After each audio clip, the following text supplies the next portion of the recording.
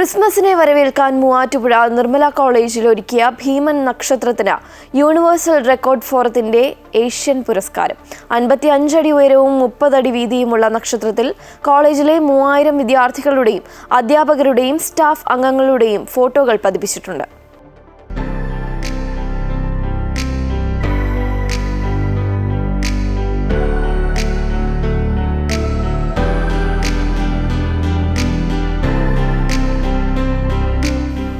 മൂവാറ്റുപുഴ നിർമ്മല കോളേജിന്റെ പ്രധാന ബ്ലോക്കിൽ സ്ഥാപിച്ചിരിക്കുന്ന ഭീമൻ നക്ഷത്രമാണ് റെക്കോർഡിൽ ഇടം പിടിച്ചിരിക്കുന്നത്.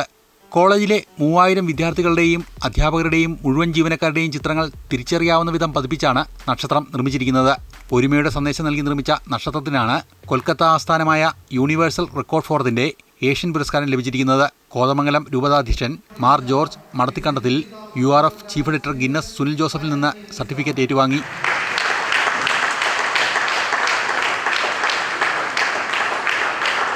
ക്രെയിൻ ഉപയോഗിച്ചാണ് കൂറ്റൻ നക്ഷത്രം കോളേജിൽ സ്ഥാപിച്ചത്.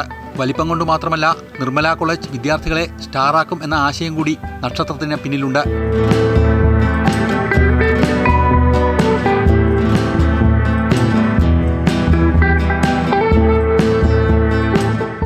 അമൃത ന്യൂസ്, കൊച്ചി.